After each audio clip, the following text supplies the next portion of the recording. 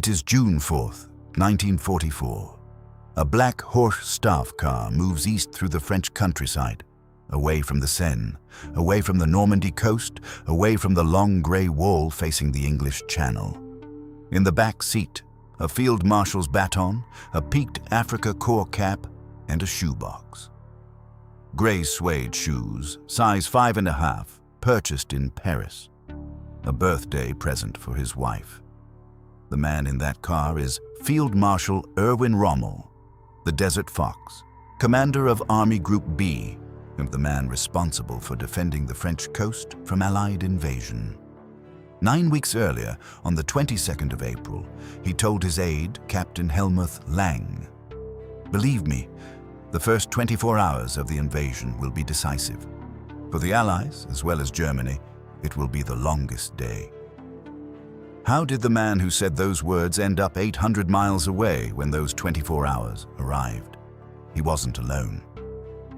On that same evening, the commander responsible for defending Normandy is in Rennes, organizing a war game. The head of German army intelligence is on his country estate, hunting with his French mistress. A sleeping dictator in a mountain retreat has convinced himself the storm raging off the Channel makes invasion impossible. And somewhere in a signals unit at the 15th Army's headquarters, on a code the Germans have possessed for 5 months is being heard. Again, while the chain of command that should act on it sits quietly at a card table and picks up its hand. Everything the Germans needed to stop what was coming was already in their possession. The warning existed, the armor existed, the men existed. What did not exist was any system capable of putting those things together in time. This is not a story about what the Allies did on D-Day, and it is a story about what the Germans didn't do the night before it. And the failure was not one catastrophic mistake. It was 7 or 8 simultaneous ones. Layered, mutually reinforcing, all completing themselves on the same night. The Atlantic Wall runs nearly 3,000 miles, from the northern tip of Norway to the Spanish border. When Rommel arrives in France in November 1943 to inspect it, he's appalled. The concrete is thin, the gun emplacements are unfinished, and the obstacles are sparse. He immediately doubles the pace of construction, flooding the beaches with millions of mines, steel stakes, and hedgehog obstacles designed to tear open the hulls of landing craft. By June of 1944, he has made it look formidable.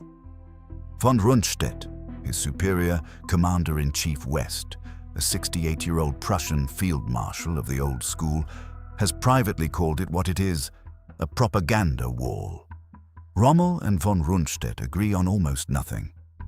They agree the invasion is coming. They disagree completely on how to stop it. Rommel has absorbed the lesson of Allied air power in his bones. Once the Allies come ashore, their aircraft will shred any armored column moving toward the beaches in daylight. The panzers must be at the water's edge before the landings begin, ready to drive the invaders back in the first hours, while the Allied foothold is still uncertain. Von Rundstedt argues the opposite. A strong mobile reserve held inland. Trois artilleurs can mass against the landing force once its intentions are clear and destroy it in detail. Rommel's approach pins the armor too early against the wrong beach. Von Rundstedt's approach takes too long. Hitler, as was his custom, resolves the dispute by satisfying no one. 3 panzer divisions go to Army Group B under Rommel's command. 4 more go into a central reserve under Panzer Group West. And those 4, the formations that could, in theory, reach the beaches in time to drive an invader back into the sea, can be released for action by one authority only. Not Rommel, not von Rundstedt, not any general in France. Only Hitler himself can release them. On the most important night of the Western War, that detail will matter more than anything else in this story. The Germans have spent 4 years waiting for an invasion they know is inevitable. By the spring of 1944, they are certain of 2 things. It is coming soon, And it is coming at the Pas de Calais. The Pas de Calais is the logical choice. It is the narrowest point of the Channel. It is the shortest route from England to Germany. It sits closest to the V-weapon launch sites already raining destruction on London. Military logic, strategic calculation, and the accumulated reports of their spy network in Britain all point to the same place. Every one of those agent reports has been written in London. By 1944, the British counterintelligence has captured or turned every German agent operating in the United Kingdom. The network that Berlin believes is feeding it hard intelligence on Allied intentions is feeding it a carefully scripted fiction. When a German intelligence officer in Berlin reads a confirmation of the Calais invasion from his most trusted source, he is reading material approved in a basement office by British intelligence officers who know exactly where the invasion is actually going. And the most elaborate piece of this deception is a phantom army. The 1st United States Army Group, FUSAG, exists on paper, on radio frequencies, and in the inflatable steel of fake tanks positioned across southeast England. It is commanded conspicuously by Lieutenant General George S. Patton, the American general the Germans fear most. Patton appears at women's clubs across Kent. He makes speeches. He is seen.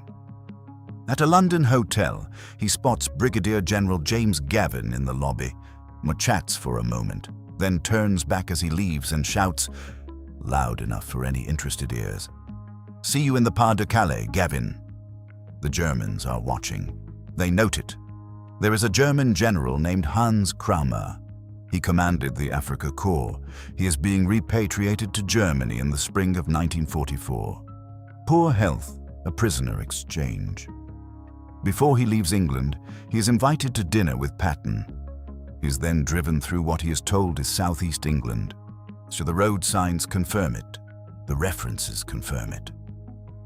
Kramer watches carefully as he is chauffeured through southeast England, apparently teeming with preparations for a large-scale assault. When he reaches Germany, he goes immediately to Rommel and tells him what he has seen. The invasion is coming at Calais. He had been driven through southwest England. Every sign had been changed. By June 1st, 1944, 5 days before D-Day, Allied codebreakers intercept a cable from Hiroshi Oshima, now the Japanese ambassador in Berlin, reporting a recent conversation with Hitler. When asked where he expects the Allies to strike, Hitler says diversionary landings might come at Norway, Denmark, southern France, the Mediterranean. The main blow, Calais, goes unsaid but understood. In a basement at Bletchley Park, someone reads this cable and understands what it means.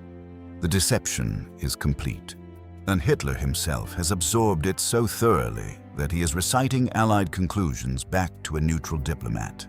The Normandy invasion's strategic surprise is, for all practical purposes, already guaranteed, before the first paratrooper boards his aircraft. The Germans were not fooled despite their vigilance.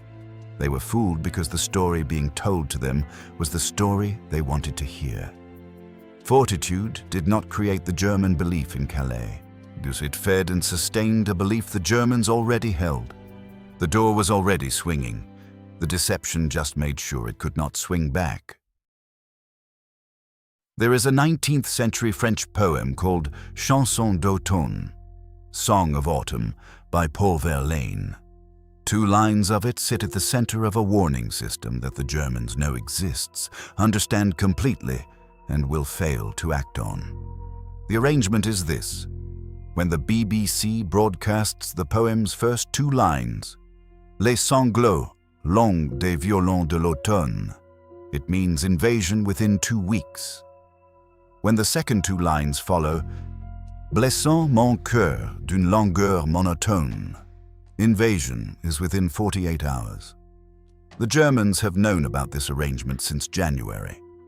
Admiral Canaris, then Chief of German Intelligence, personally briefed Lieutenant Colonel Helmuth Meyer, intelligence officer and chief of a radio interception unit with the 15th Army, on exactly what to listen for.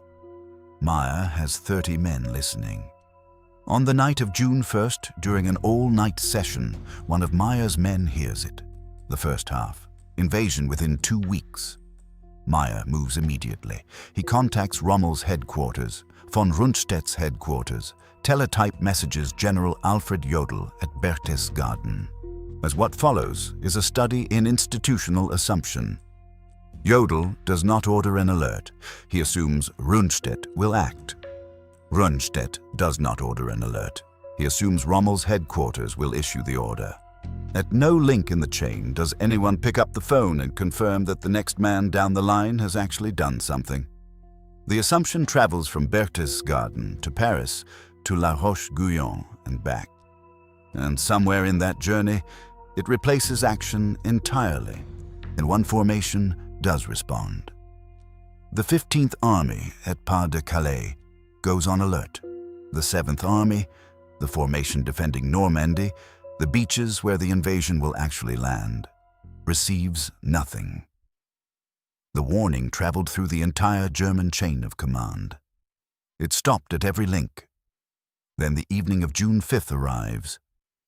Meyer is still listening. His unit picks up the second half of the Verlaine poem, Invasion within 48 hours. He knows exactly what this means. And he bursts into the room where General Hans von Salmuth, commander of the 15th Army, is playing bridge.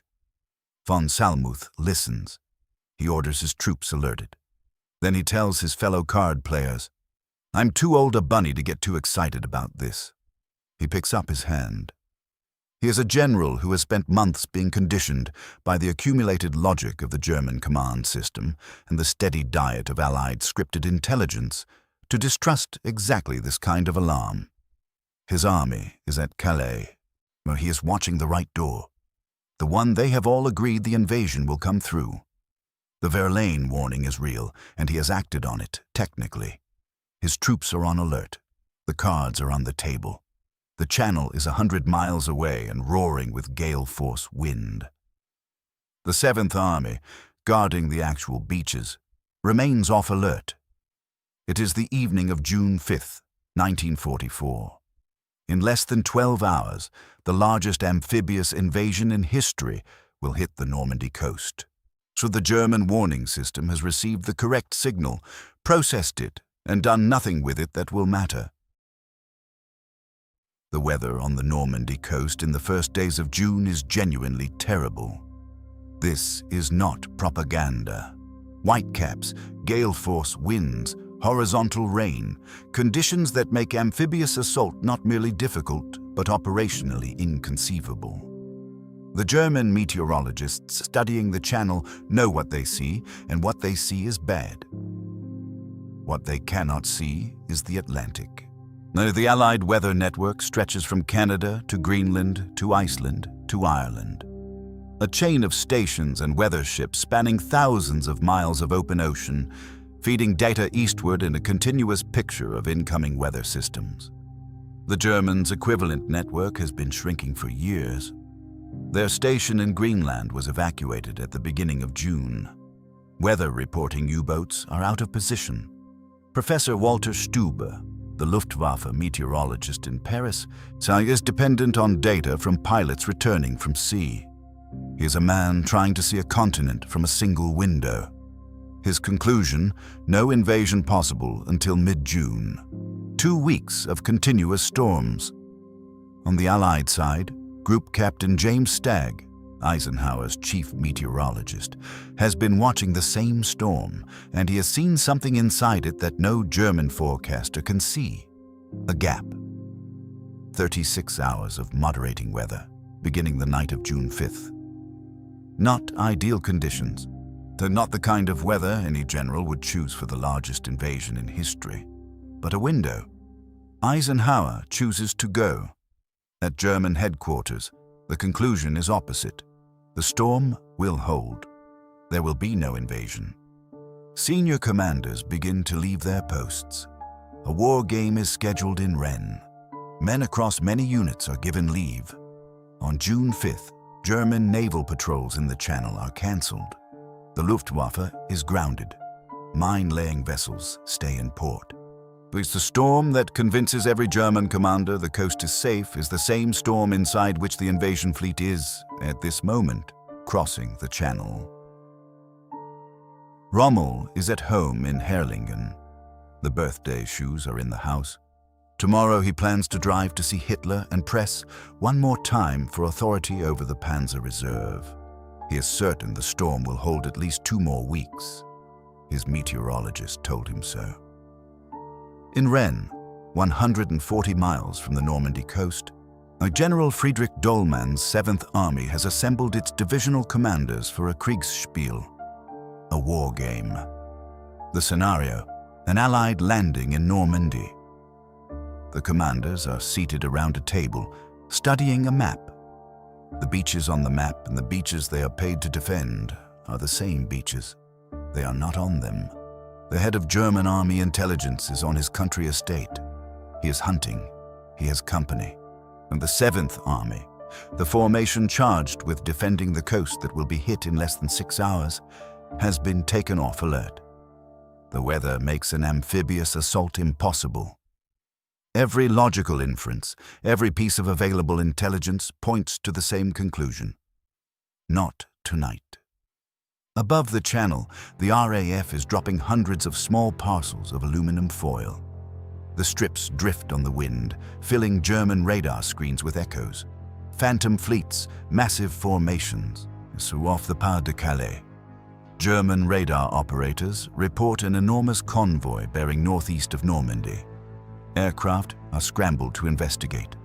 South of Caen, other aircraft are dropping something different. Hundreds of small canvas dummies, rigged with explosives and sound devices, tumbling out of the darkness toward the French countryside.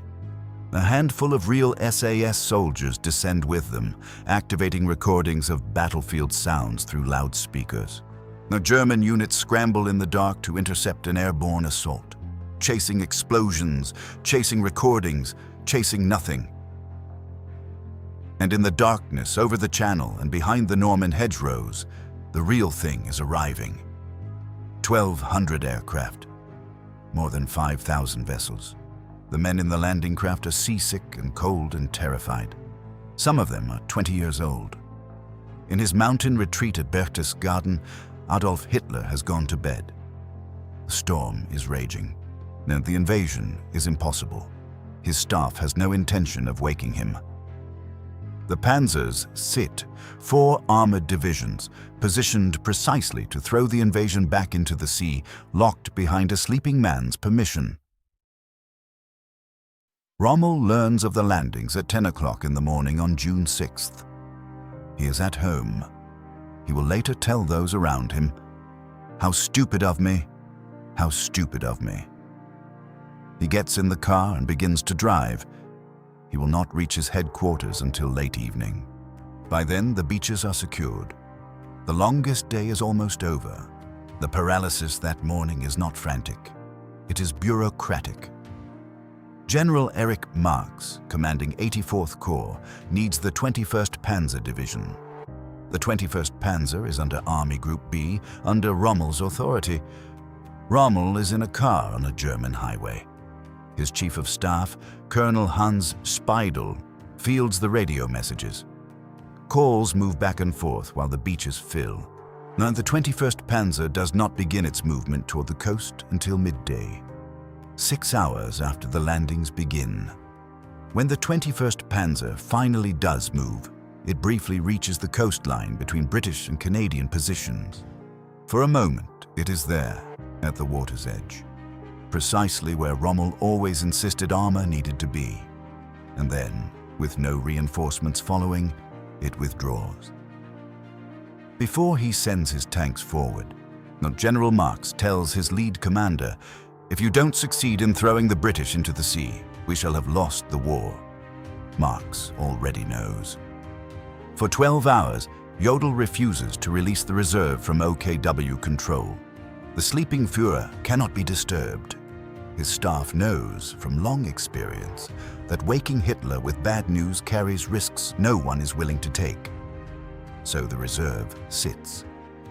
The 4 armored divisions that might have mattered, that Rommel had fought for, argued for, You've been denied, are stationary through every hour that matters. Meanwhile, von Rundstedt and Jodl have reached their conclusion. The landings are real, but they are a feint. Patton has not moved. The main invasion is still coming. It will come at Calais. The 15th Army, 19 divisions, the strongest German formation in the West, holds its position and watches the Pas de Calais. It is watching the wrong horizon. June 9th, 1944. 3 days after the landings, 150,000 Allied soldiers are already in France. The foothold is established, fragile but real, in a location that would surprise his German handlers considerably. Juan Pujol Garcia, Garbo, Germany's most trusted intelligence source in Britain, the agent they have decorated with the Iron Cross for penetrating Allied intentions, sits down to transmit to Berlin.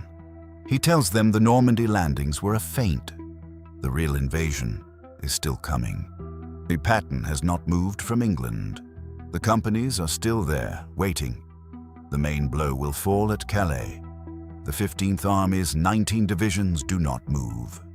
For 7 more weeks, as 850,000 Allied troops pour into Normandy and begin pushing inland, as the breakout from the beachhead gathers momentum and German lines begin to unravel, the 15th Army stands at the Pas de Calais and watches for a fleet that will never come. The man who received the Iron Cross for penetrating Allied intelligence was the Allies' most valuable asset. The deception did not end on June 6th.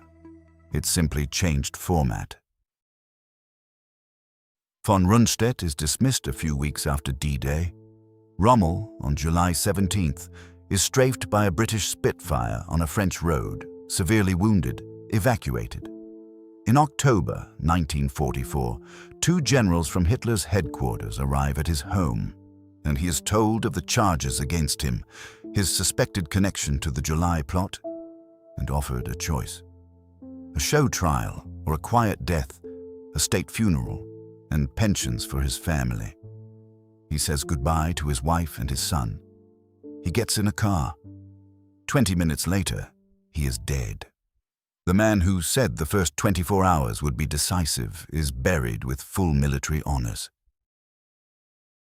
Then there is the storm. The next suitable invasion dates, the next window of acceptable tide, moon, us and weather, would have been June 18th to the 20th. On the 17th, forecasters on both sides predicted acceptable conditions. On the 18th, the worst storm in the English Channel in 40 years arrived. The kind of storm that would have scattered the invasion fleet before a single soldier reached the beach.